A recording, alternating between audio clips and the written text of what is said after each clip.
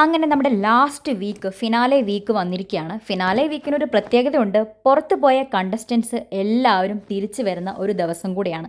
അപ്പം ഈ ഒരു വീക്ക് പുറത്തു പോയ കണ്ടസ്റ്റൻസ് തിരിച്ചു വരും. കുറച്ചധികം പ്രശ്നങ്ങൾ നടക്കാൻ സാധ്യതയുള്ള, അല്ലെങ്കിൽ പരസ്പരം എന്തെങ്കിലുമൊക്കെ പ്രശ്നങ്ങൾ ഇപ്പോൾ നന്നായിട്ട് പോകുന്ന ബിഗ് ബോസിൽ എന്തെങ്കിലുമൊക്കെ നടക്കാൻ സാധ്യതയുള്ള ഒരു ഗെയിം ചേഞ്ചിങ് ഡേ അല്ലെങ്കിൽ ഒരു വീക്കൊക്കെയാണ്. എന്താണ് സംഭവിക്കുക എന്ന് പറഞ്ഞാൽ മെയിനായിട്ടും ഞാൻ എക്സ്പെക്ട് ചെയ്യുന്നത് ആദില, നൂറ, അനുമോൾ തമ്മിലുള്ള ഫ്രണ്ട്ഷിപ്പിൽ എന്തെങ്കിലും വിള്ളൽ വീഴുമോ എന്നുള്ള കാര്യത്തിലാണ്. പിന്നെ അനീഷ് ചേട്ടൻ അനുമോൾ എന്നുള്ള ആ ഒരു കാര്യത്തെക്കുറിച്ച് മറ്റുള്ളവർ എങ്ങനെ അതിനെ കാണുന്നു, അല്ലെങ്കിൽ എന്തു പറയും എന്നുള്ള കാര്യങ്ങളൊക്കെ കുറിച്ചാണ്.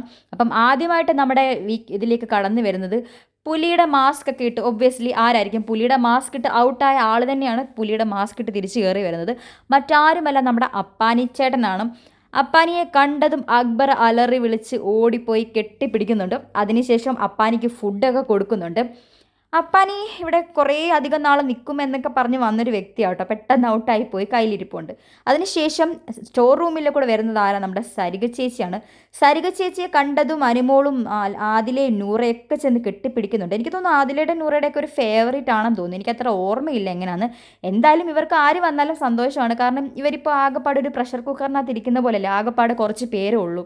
അപ്പോൾ അവരെ കാണുമ്പോൾ എല്ലാവരോടും പോയി കെട്ടിപ്പിടിക്കുന്നുണ്ട്. അതിനുശേഷം നമ്മുടെ കൺഫെഷൻ റൂമിൽ കൂടെയാണെന്ന് തോന്നുന്നു ശാരിക വരുന്നത്.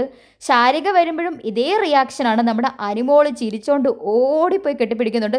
അതിലെ നൂറേം പുറകെ ഓടുന്നുണ്ട്. ഈ ശാരികയൊക്കെ ഇവരെക്കുറിച്ചൊക്കെ എന്തൊക്കെയാ പുറത്ത് പറഞ്ഞെന്നറിഞ്ഞ് ഇവർ ഞെട്ടും പുറത്തിറങ്ങുമ്പം. ശാരികയാണെങ്കിലും ഇനി വരുന്ന ആൾക്കാരാണെങ്കിലും അനുമോൾ ഇങ്ങനെ ഇത്ര സ്നേഹം കാണിക്കുമ്പം ഇവർക്കാർക്കും അനുമോളോട് വലിയ സ്നേഹമൊന്നുമില്ല. അത്യാവശ്യം നല്ല രീതിയിൽ അനുമോളെ ട്രോളുകയും അനുമോളെ കളിയാക്കുകയും ചെയ്യുന്ന ആൾക്കാരായിരുന്നു ഇവരെന്ന് മനസ്സിലാക്കി.